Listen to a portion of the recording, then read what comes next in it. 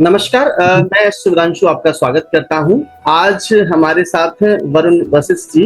Varun Vashishtha ji basically India से belong करते हैं, पंजाब से, और अभी करंट में ये रहते हैं ऑस्ट्रेलिया। और एआई और डेटा एनालिसिस में इनका काम है, लेकिन इनको ज्योतिष और तंत्र मंत्र में बहुत ज्यादा इंटरेस्ट है, और उसी वजह से कि हमको शायद कुछ सीखने को मिले, आज हमने वरुण जी को इनवाइट किया इस पॉडकास्ट पे। तो सबसे पहले वरुण जी, आपका स्वागत है हमारे इस चैनल के ऊपर, इस पॉडकास्ट पे। Thank you Vedanshu, thank you for giving me this opportunity. तो कैसे हैं वरुण जी? बहुत बढ़िया सर। तो सबसे पहले एक ब्रीफ इंट्रोडक्शन अपना दे दीजिए कि आपको इंटरेस्ट किस तरीके से जगा, और then we will start. Sir, जैसे आपने बताया, I am already into IT and doing analysis. तो वो जो स्किल था एनालिसिस का, वो ऑलवेज साथ में था, बट जो ये अकल्ट साइंस या मेटाफिजिक्स हम कहते हैं, एस्ट्रोलॉजी, ये साथ में थ्रू आउट मेरे साथ चलता ही रहा है। I always curious to know कि ये कैसे सिस्टम वर्क करता है, और पहले तो यही था दिमाग में कि ये एक सुपरस्टिशन है और ये एक तरह का लाइक एक अंधविश्वास है। बट जिस तरह इसके अंदर मैं सीखना शुरू मैंने किया, और उसके बाद जब पता लगा कि the world which we are observing through our eyes is not limited to it। तो इसके बियॉन्ड भी दुनिया है, जिसे हम आजकल एस्ट्रल वर्ल्ड कह लेते हैं या सूक्ष्म जगत कह लेते हैं।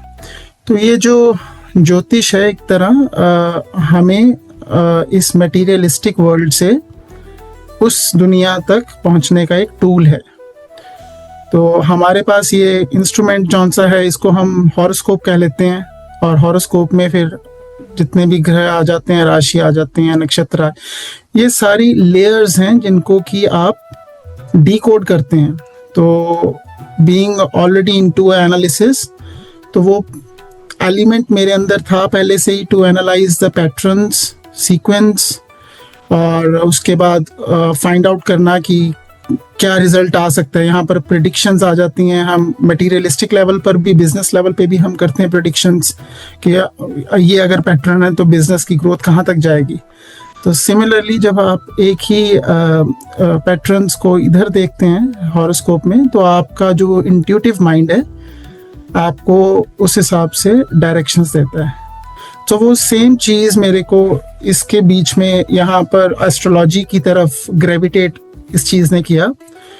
और जब मैंने अपना हॉरोस्कोप स्टार्ट किया स्टडी करना, तो I was like surprise to know that कि इसके पीछे कारण यही था कि सर, जैसे हमारे यहाँ पर 12 घर होते हैं, 12 हाउसेस होते हैं, तो इसके बीच में जो ये ज्योतिष या अकल्ट साइंसेस का जो घर होता है, ये 8th हाउस होता है। तो जो भी इस विद्या के बीच में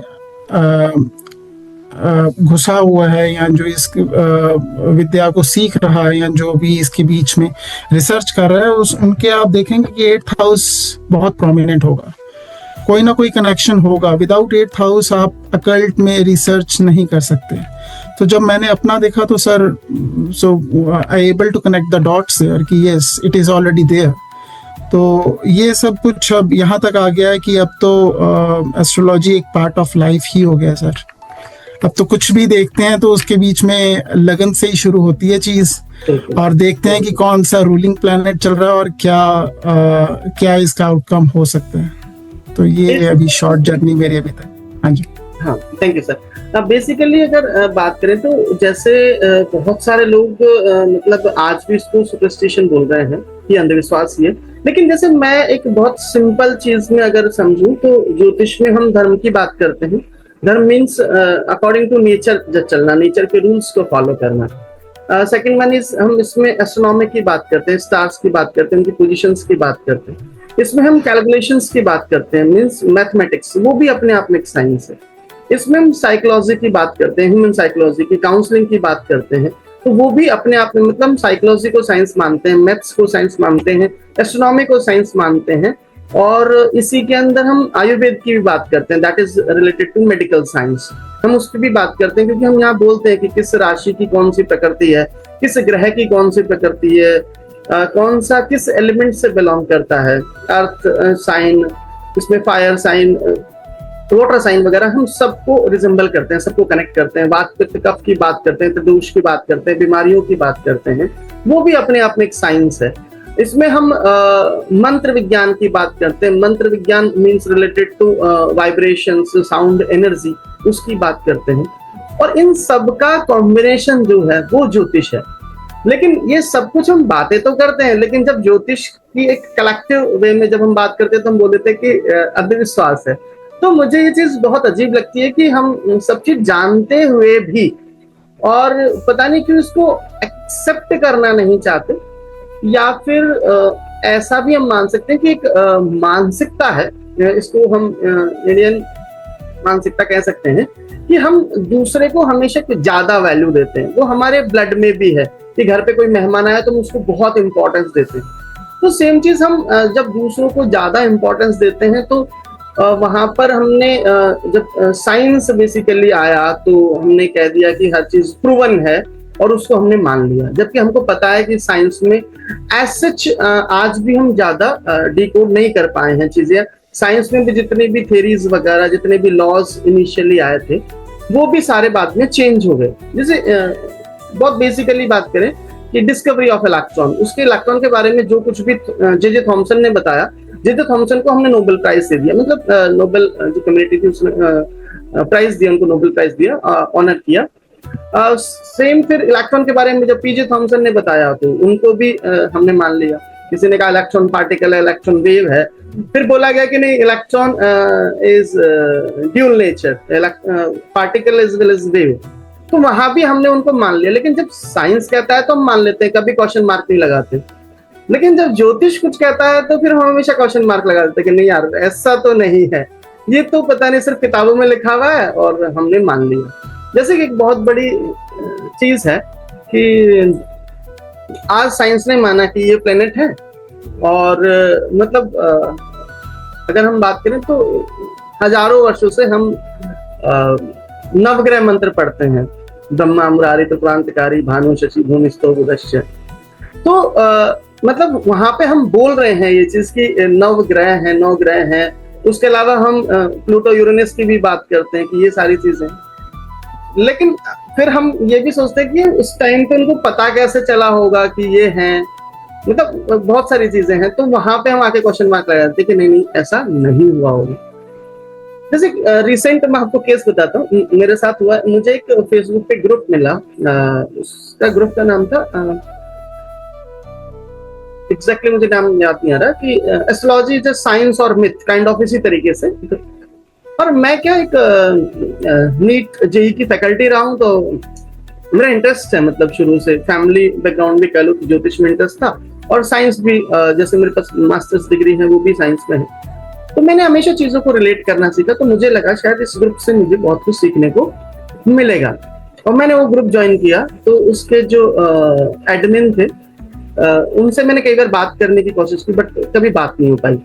और वो हमेशा क्वेश्चंस करते रहते थे कि मतलब वो जैसा मैं सोच रहा था वैसा नहीं था, वो जस्ट ऑपोजिट था। वो कहते थे कि लोगों को बेवकूफ बनाया जा रहा है, ज्योतिष कुछ भी नहीं है, ज्योतिष नहीं है, साइंस ही सब कुछ है। तो ऐसे कई बार बातें हुई, तो फिर मैंने उनसे पूछा कि आपको ऐसा लगता क्यों है, मतलब कुछ कभी कमेंट वगैरह में बात होती थी। तो वो कहते थे कि नहीं नहीं, ये कहाँ लिखा गया, ये तो अभी 100-200 साल पुरानी बातें हैं, ज्यादा पुरानी बातें हैं नहीं जो भी लिखी गई है। मैंने कहा नहीं, ये तो हजारों वर्षों से है। तो फिर अभी मैंने कुछ दिन पहले उनसे फोन पे बात की कि अपन एक पॉडकास्ट करते हैं, और जो भी है आप ये प्रूव कर दीजिए कि ज्योतिष एक अंधविश्वास है, और मैं साइंटिफिकली ये प्रूव कर देता हूँ कि ये साइंस है। तो वो उस चीज के लिए राजी ही नहीं हुए, वो सिर्फ अपनी चीजों पे टिके रहे। फिर मैंने कहा कि आपकी कोई किताब है तो उसके भी कुछ चीजें मुझे बताइए। तो उसमें उन्होंने एक चीज बड़ी अजीब सी लिखी हुई थी कि पहले तो ऐसा माना जाता था कि अर्थ जो है वो चपटी है। तो मैंने कहा ऐसा कहाँ लिखा हुआ है? जब भी अगर हम सनातन के जो शास्त्र हैं, जो पुराण हैं, कहीं भी ऐसा नहीं लिखा हुआ, तो आप क्यों इस चीज को मान रहे हो? तो मतलब जैसा मैंने देखा, ग्रुप का नाम था और जो उनका थॉट प्रोसेस था जस्ट ऑपोजिट। मतलब उसका कोई सेंस ही नहीं था आपस में, वो जस्ट एक चीज को लेकर के कि भाई ये सही नहीं है, सही नहीं है, लोगों को बस मिसगाइड कर रहे हैं। और जैसे मैंने जब पढ़ना शुरू किया और प्रेडिक्शंस करना शुरू किया, तो मेरे साथ अच्छा रहा, मतलब चीजें मैं कनेक्ट करता था साइंटिफिकली। बट क्यूरियोसिटी तो हमेशा से थी कि कैसे चीजों को कनेक्ट करते हैं। तो एक बहुत छोटी सी चीज जैसे हम बात करें, एक जैसे भी मैंने मंत्र विज्ञान की बात की कि जब हम किसी को रेमेडी बताते हैं कि आप इस मंत्र को चैंट कीजिए तो चीजें बेटर होंगी, चीजें ठीक होंगी, तो मैंने भी इस चीज को समझा कि एक्चुअल में होता क्यों है। इनिशियली तो केवल पढ़ के और शुरू कर दिया था, बट बाद में मुझे समझ आया कि एक साइंस का टर्म है neural entrainment. Neural entrainment basically brain waves के ऊपर जितना भी स्टिमुलेशन होता है आउटर साइड, आउटर वर्ल्ड से रिलेटेड टू लाइट हो सकता है, रिलेटेड टू साउंड वाइब्रेशन हो सकता है, तो उससे हमारी ब्रेन वेव्स किस तरीके से चेंज होती हैं। तो जब हम कोई भी मंत्र पर्टिकुलरली चैंट करते हैं तो वो हमारी ब्रेन वेव्स को चेंज करता है। ब्रेन वेव्स जैसे चेंज होती हैं तो हमारा थॉट प्रोसेस चेंज होता है और हमारी लाइफ में ऑब्वियसली चेंजेस आते हैं। एक छोटा सा एग्जांपल था जिसको मैंने समझा। सिमिलरली मैंने जब पितृदोष की, भूमि दोष की ये बातें हुई कि पितृदोष होता है, स्त्रीण दोष होता है, कि ये किस तरीके से होते हैं, ये मतलब जैसे हम बोला जाते कोई ग्रह नीच का है या कोई ग्रह हमारे लिए अच्छा नहीं है, वो मैलेफिक है, तो मतलब आपने पूर्व जन्म में कोई अच्छा काम नहीं किया, उस रिलेटेड आपने कुछ गलत काम किया, इसलिए आपको वो संचित कर्म इस बर्थ में मिला है। तो मैंने इस चीज को भी जब समझने के लिए देखा तो वहां पे बेसिकली बहुत सिंपल सी चीज निकल के आई। साइंस का टर्म है एपिजेनेटिक्स। एपिजेनेटिक्स में बेसिकली जो हमारा डीएनए है, डीएनए हमारे कैरेक्टरिस्टिक्स को कैरी फॉरवर्ड करता है from one birth to another, from one generation to another. और हम हमेशा इसको डिकोड करते रहे हैं कि जो भी है, जो संतान होगी, जो किस तरीके की होगी, ये हमारे डीएनए से हमको थोड़ा बहुत आइडिया लग जाता है। डीएनए से माँ बाप का भी पता लगाया जा सकता है। तो कि भाई आपने अगर कोई गलत काम किया है पिछले जन्म में तो वो तो आपके डीएनए में नहीं आएगा, वो तो कोड में नहीं था, तो वो कैसे कैरी फॉरवर्ड हुआ। तो वहां भी जब भी रिसेंट हिस्ट्री है तो उसमें एक टर्म है जेनेटिक टैग। जेनेटिक टैग होते हैं जो हमारी प्रीवियस बर्थ से रिलेटेड जो भी एनर्जी और जो भी हमारी मेमोरी है उसको कैरी फॉरवर्ड करते हैं from one generation to another generation. और जैसा कि हमारे शास्त्रों में लिखा हुआ है कि जब भी हम श्राद्ध कर्म करते हैं तो श्राद्ध कर्म 7 जनरेशन तक किया जाना चाहिए। तो उसमें भी साइंस ने माना है कि जो भी मेमोरीज होती हैं, जो भी जेनेटिक टैग हैं, वो डीएनए के साथ अटैच हो जाते हैं, कैरी फॉरवर्ड होते हैं from one generation to another generation, और वो ऑलमोस्ट 7 to 8 जनरेशन तक ही रहते हैं। अब आज इतना कुछ टूल हमारे पास है जिससे हम ये पता लगा पाए कि जेनेटिक टैग जो है, जो मेमोरीज है, वो कैरी फॉरवर्ड होती हैं। तो उस टाइम में मतलब हमारे ऋषियों को कैसे पता लगा कि, या उनके पास ऐसा कितना जबरदस्त साइंस था कि जहां तक हम आज भी शायद नहीं पहुंच पा रहे हैं। तो या तो वो लोग हमसे बहुत ज्यादा एडवांस थे और हम बैकवर्ड हैं, या अपने आप को हम बहुत ज्यादा एडवांस बोल रहे हैं, पता नहीं है या नहीं, ये मेरा मानना है। देखिए सर, अभी जैसे हम समझते हैं कि हम कलयुग में हैं, ठीक है जी। और जो हम साइंस के साथ कंपेयर करते हैं ज्योतिष को, देखा जाए साइंस की जो डेवलपमेंट है ये 200 साल या 250 साल से ज़्यादा पुरानी नहीं है। जो एक्चुअल साइंस कौन सी है वो मटीरियलिस्टिक लेवल पर गई, जब ये न्यूटन या आइंस्टाइन आए, इन्होंने ये रेवोल्यूशन लेकर आए, ठीक है। तो ये अगर हम आईटी की बात भी करते हैं या डेटा, या आजकल जो ये सोशल या डिजिटल वर्ल्ड भी हुआ है, ये भी 2005 ऑनवर्ड्स इसकी जो ग्रोथ बढ़ी है, ठीक है। ये 2010 ऑनवर्ड्स ये ज़्यादा हो गया। तो अभी हम 200 साल या 250 साल पुरानी एक साइंस के साथ हम वेद या सनातन धर्म के रिचुअल्स को कंपेयर करें, जो कि क्लोज टू सनातन युग से चले आ रहे हैं। आप देखिए वहाँ पर उस टाइम जो मेंटालिटी थी, आज की मेंटालिटी हमारी क्या है, हमारा थॉट प्रोसेस अगर हम देखेंगे तो हमारे थॉट्स या प्रॉब्लम्स डिफरेंट हैं सर। उस टाइम कितनी प्योरिटी थी। तो जो चीज़ तब लिखी गई, इट मीन्स वो प्योर कॉन्शियसनेस से चीज़ें लिखी गई हैं, ठीक है। उनके साथ अगर हम आज की डेट के एडल्ट्रेटेड कॉन्शियसनेस के साथ कंपेयर करेंगे तो हम कभी हमारी जो कॉन्शियसनेस है अलाउ ही नहीं करेगी मैच करने के लिए। हमें वो चीज़ को एज इट इज़ एक्सेप्ट करना पड़ेगा, क्योंकि वो प्योरेस्ट फॉर्म से नीचे आ रही है। और ये वेद लिखने का कारण भी यही था कि आने वाली जो जनरेशन है अपने आप को, अगर वो हाई फ्रीक्वेंसी में जाना चाहते हैं तो this is the only way. क्योंकि डे बाय डे हम डिग्रेड हुए हैं सर, हमारी जनरेशन्स, ये द्वापर, त्रेता, ये कलयुग आ गया। तो अगर हम ये 200-250 साल पुराने के केमिस्ट्री के लॉज या फिजिक्स के लॉज के साथ करेंगे, दिस इज विद दैट, हमारी चेतना का स्तर अब वो नहीं है जिस चेतना से वो टेक्स्ट बाहर आ चुके हुए हैं सर, ठीक है। तो हमें वो एज इट इज एक्सेप्ट करना पड़ेगा। अगर आप करेंगे, और होगा क्या, जब ये आप एक्सेप्ट करेंगे, आप इसके ऊपर ब्लाइंडली चलना शुरू करेंगे, फिर हौली हौली आपकी चेतना का स्तर, और जिसे हम कहते हैं कि आपकी फ्रीक्वेंसी अप होनी शुरू होगी। जब ये अप होगी तब आपके अंदर इंट्यूशन एबिलिटी आनी शुरू होगी, जिसे हम कह देते हैं सहज बोध हिंदी में, ठीक है। या हम ऐसे कह देते हैं कि तीसरा नेत्र जागृत होना शुरू हो जाएगा। जब ये चीज़ें आएंगी तब आपके अंदर जो समझ आएगी वो समझ किताबी समझ नहीं होगी, उसे हम इंग्लिश में विजडम बोलते हैं सर। और ये विजडम ऑलरेडी यूनिवर्स में ऑलरेडी है। शक्ति जिसे हम कहते हैं, वो शक्ति ऑलरेडी, सरस्वती ऑलरेडी है, ठीक है। हम उनके साथ जब तक कनेक्ट नहीं करेंगे, आप जितना मर्जी इसको प्रूव करते रहें, वो आपकी लिमिटेड और आपकी सिर्फ मटेरियलिस्टिक कॉन्शियसनेस है जो आपको स्टॉप कर रही है, आपके स्कोप को, जिसे हम कहते हैं कि you are becoming a frog of a well. आप एक कुएं के डड्डू बनकर रहेंगे, आपको निकलना पड़ेगा, आपको विस्तार करना पड़ेगा, और उसका एक ही रेमेडी और उसका एक ही उपाय है, जो कुछ भी है स्टार्ट फॉलोइंग इट। अपने आप को 1.5 साल दीजिए, करते रहिए, अपने आप ग्रेजुअली आप वहां तक पहुंच जाएंगे जब आपको लगेगा कि नहीं, हमारी जो एग्जिस्टेंस है इट इज बियॉन्ड इट।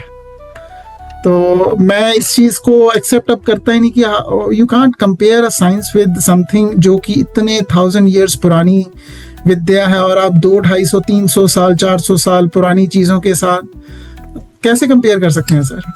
बिल्कुल बिल्कुल। जैसे एक पीरियोडिक टेबल हमारा यहाँ केमिस्ट्री का है, वो अभी ये एलिमेंट्स को लेकर आए। एलिमेंट्स पहले भी एग्जिस्ट करते थे सर, बिल्कुल, ये बस डॉक्यूमेंट हो गए हैं। एक चीज, सॉरी टू इंटरप्ट यू, एक चीज है कि मुझे मतलब बायो में थोड़ी सी कम नॉलेज है, बट जितना मैंने समझा कि हमारी बॉडी में ऑलमोस्ट 60+ एलिमेंट्स हैं, और उनके फंक्शंस, उनके कैरेक्टरिस्टिक्स, उनके सिग्निफिकेंस की अगर हम बात करें तो उसमें से आउट ऑफ 60+ हम अभी तक शायद अराउंड 40 को ही समझ पाए हैं।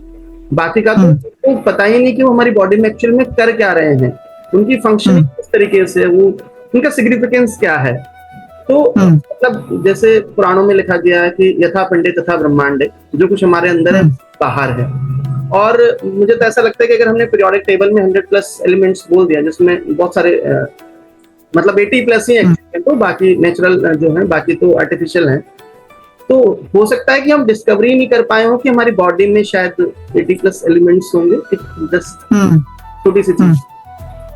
और एक चीज और है कि जैसे मैं क्या करता हूँ, बेसिकली जो चीज है उसको साइंस से बस एक कनेक्शन बनाने की कोशिश करता हूँ, और जो डिफरेंट साइंटिस्ट ने जो भी एक्सपेरिमेंट किए उसके बेसिस पे उनके क्या ऑब्जर्वेशंस हैं।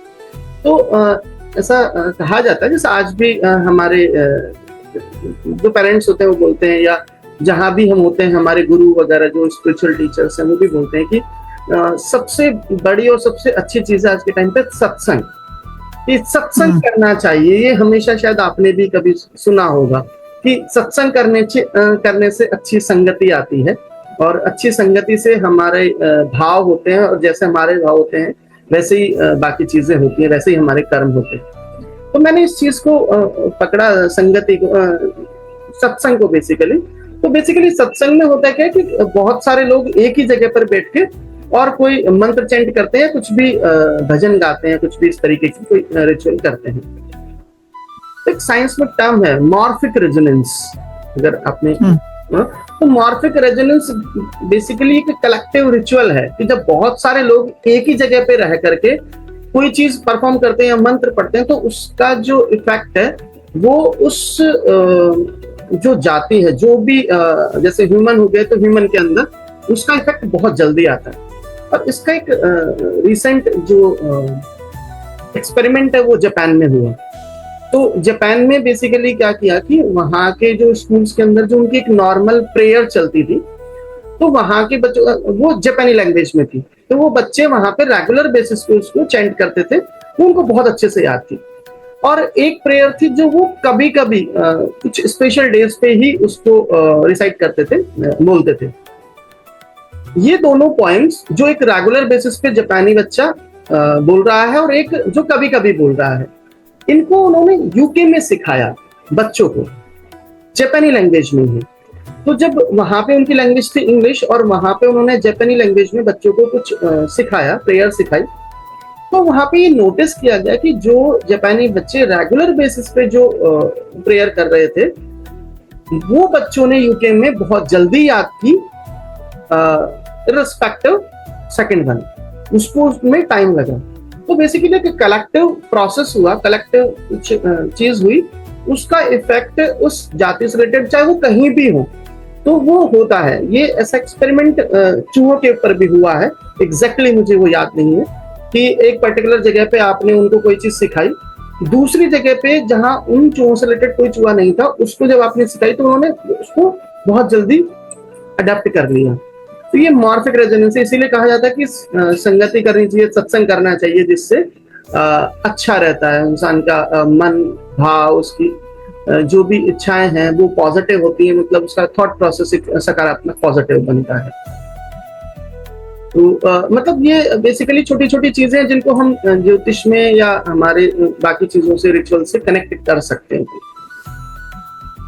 और so इवेंचुअली तो जितनी आप फ्रीक्वेंसी, यहाँ पर वर्ड फ्रीक्वेंसी एक साइंटिफिक वर्ड है, यहाँ पर फ्रीक्वेंसी जिस तरह आपकी हायर जाती रहेगी ना सर, उस हिसाब से आपकी सोच, आपकी क्रिएटिविटी, आपके आइडियाज चेंज होते रहेंगे। हमारे भी यहाँ पर मंत्रों की साइंस कह लीजिए या मंत्रों का रिचुअल शुरू से ही चलता है। जैसे कि हमारे यहाँ गायत्री मंत्र है, उनमें से भी अगर हम देखा जाए गायत्री मंत्र का जो it's all the collection of different sounds. Gayatri मंत्र हमारे जितने भी हाइम्स या मंत्र हैं ये सभी ध्वनियों को मिलाकर बनाए गए हैं। और वो जो जो वो मीटर होता है, जैसे गायत्री इज अ मीटर, जैसे एक फ्रेमवर्क हम कह सकते हैं, एक फ्रेमवर्क है। आपने देखा होगा गायत्री मंत्र कितने हैं, सभी का एक अपना अपना गायत्री मंत्र है, चाहे वो सूर्य का गायत्री ले, जो मेन है, जो ओरिजिनल है, वो सवित्री गायत्री मंत्र है जो हम करते हैं, भूर्भुवः स्वः, वो एक मेन है। अदरवाइज एक फ्रेमवर्क है, गायत्री मीटर,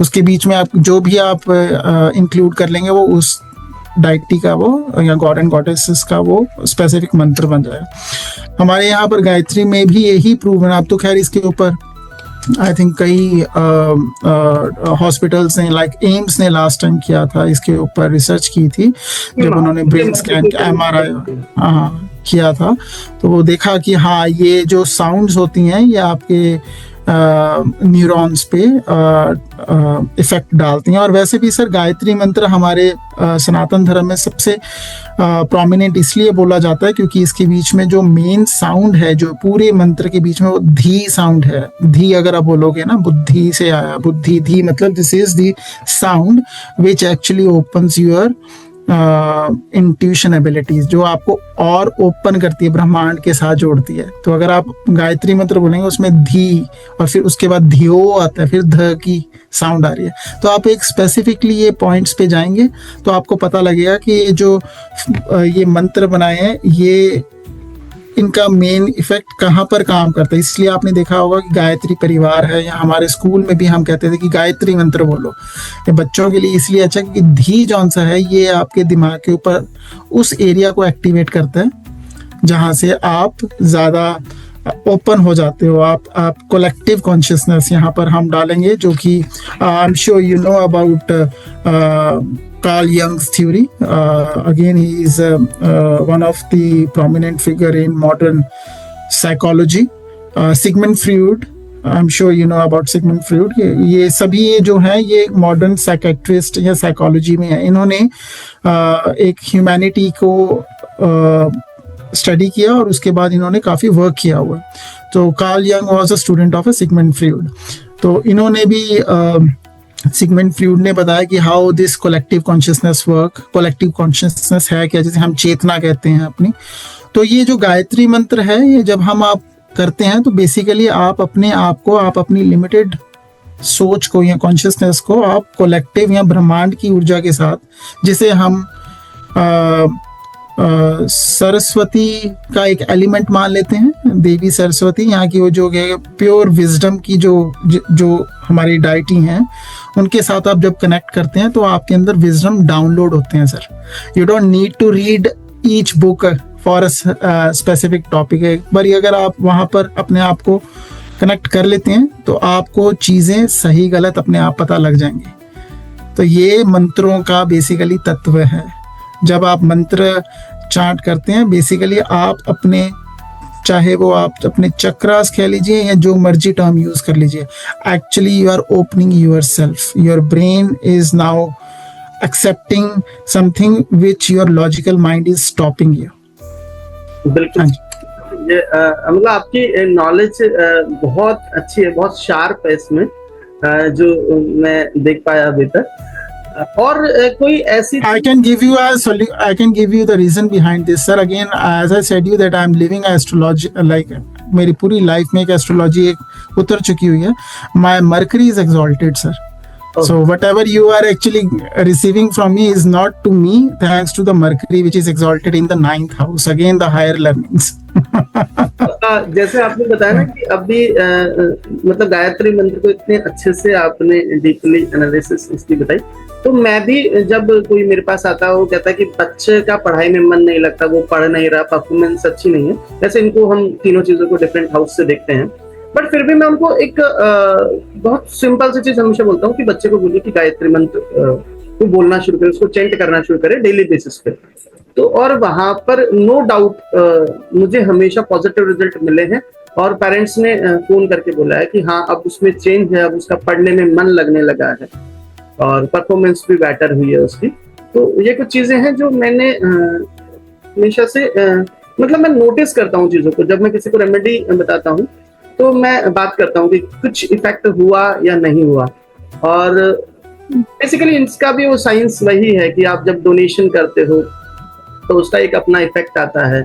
जब आप किसी चीज को अपने खाने में ऐड करते हो तो उसका एक अलग इम्प्लीमेंट आता है, अलग इफेक्ट आता है। जब आप कोई मंत्र चेंट करते हो तो उसका एक अलग इफेक्ट आता है।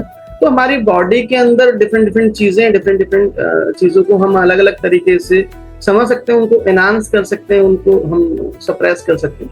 जैसे टर्म होता है साइंस में एंट्रोपी, तो किसी भी चीज की पावर बढ़ानी हो तो एंट्रोपी हम यूज करते हैं, टर्म यूज करते हैं। अब मैं आपसे जैसे बहुत सिंपल सी चीज पूछना चाहता हूँ कि जैसे आप ऑस्ट्रेलिया, मतलब आपको काफी टाइम हो गया रहते थे, तो आप वहाँ की इन्वायरमेंट में, अपने आसपास के लोगों में ज्योतिष को किस तरीके से देखते हैं, या सिंपली कि मतलब आपने क्या ऑब्जर्वेशन है कि वो ज्योतिष को किस तरीके से देख रहे हैं बेसिकली? क्योंकि जैसे मैं बात करूँ तो बहुत सारे जैसे ब्रिटेन के अंदर भी सोसाइटीज बनी हुई हैं एस्ट्रोलॉजी को लेकर के, और बहुत सारे प्लेटफॉर्म्स हैं यूएसए, यूके वगैरह के अंदर भी, इवन शायद ऑस्ट्रेलिया में भी हैं जो एस्ट्रोलॉजी के ऊपर बहुत काम कर रहे हैं। जैसे तो आप किस तरीके से देखते हैं इस चीज को? अभी तक मैंने जो भी इस फील्ड में मैंने जो मिला हूँ अभी तक, लाइक मेरे लिए तो यहाँ पर एस्ट्रोलॉजी की definition whatever I am learning is one part, but मेरे लिए तो अब यहाँ पर कई चीज़ न्यू ओपन हो गई है। यहाँ पर जैसे astrology is basically calculation, combinations, permutation, but यहाँ पर मैं कईयों से अब मतलब मेरे साथ 2-3 एक्सपीरियंसेस ऐसे हो चुके हुए हैं कि ऐसी पर्सनालिटी से मैं मिला हूँ जो कि साइकिक रीडर्स हैं।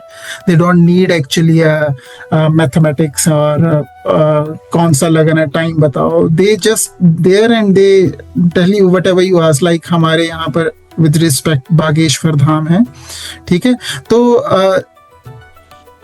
यहाँ पर आपको साइकिक रीडर्स ज़्यादा मिलेंगे एज कम्पेयर टू जैसे हमारे इंडियन ट्रेडिशन में ज्योतिष है, क्योंकि ज्योतिष को आपको एक स्ट्रक्चर्ड वे में सीखना पड़ता है, ठीक है।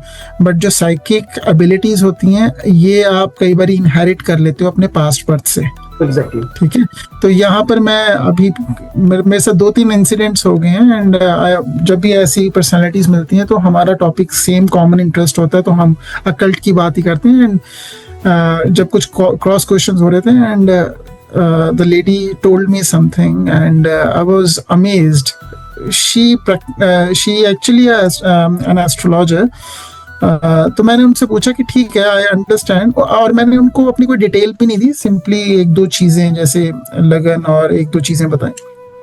मैंने कहा कि ठीक है, आई एम ऑल्सो लर्निंग, आप मेरे को इसका रूल बताइए, विच हमारे यहाँ सूत्र होते हैं, कि कौन सा सूत्र लगाया, I am just curious to know how you able to know it.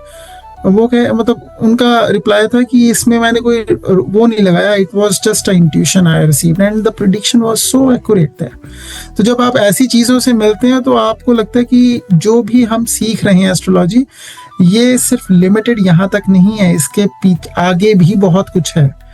तो यहाँ पर इनफैक्ट फेस्टिवल होता है, इसे हम माइंड बॉडी स्पिरिट फेस्टिवल नाम का ऑर्गेनाइज्ड फेस्टिवल होता है, और साल में 2 बार ही होता है यहाँ पर। और व्हेन यू गो देयर, हम यहाँ देखते हैं, यहाँ इंटरेस्ट है, जो वेस्टर्नर्स हैं यहाँ पर वो आते हैं, बहुत अच्छा। यहाँ पर क्रिस्टल थेरेपी इसका काफ़ी ज़्यादा है। मगर अगर हम देखें इंडियन ज्योतिष, जो हमारी हम प्राश्र ज्योतिष कह देते हैं, हम जिसका अनदर नेम वैदिक एस्ट्रोलॉजी है, वो अभी यहाँ पर नहीं है।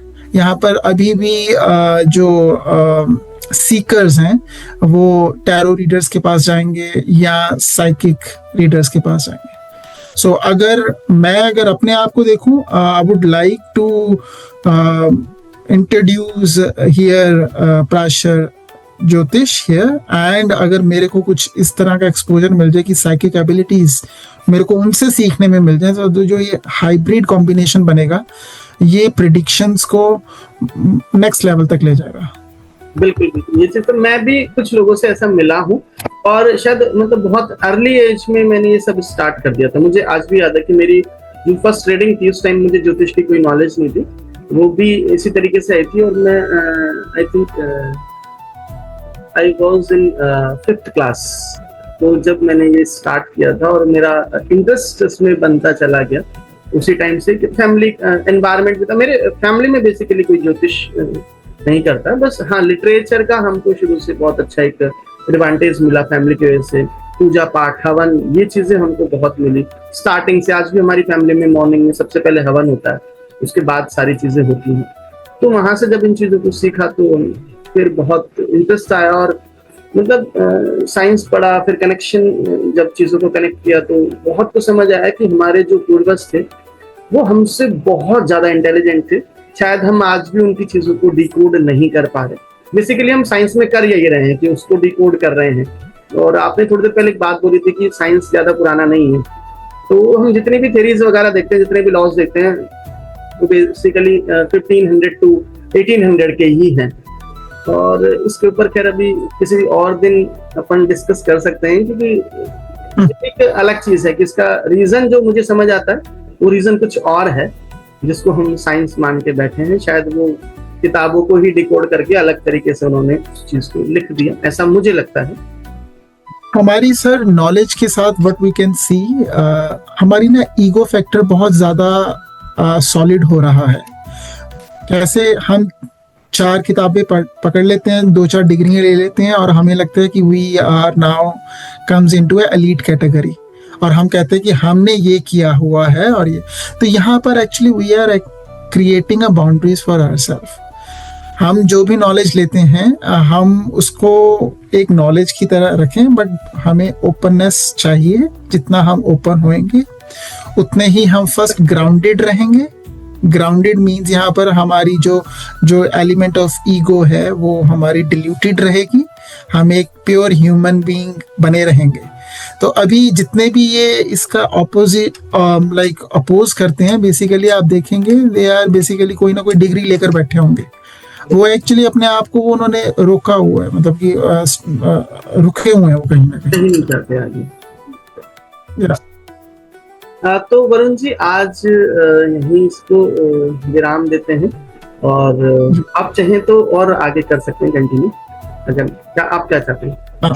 हम नेक्स्ट ऐसे ही सेशन और एक एपिसोड और करते हैं। आगे मतलब करते रहेंगे कंटिन्यूअसली, ऐसा कर लेते हैं। हाँ, ये तो एक एस्ट्रोलॉजी तो एक ऐसा डिस्कशन है सर, जैसे कि जितना आप अंदर जाएंगे और उतना ही। थैंक यू वरुण जी समय देने के लिए, और नेक्स्ट टाइम हम फिर से मिलेंगे कुछ नई इंफॉर्मेशन के साथ में। बहुत बहुत धन्यवाद इस पॉडकास्ट के लिए। Thank you.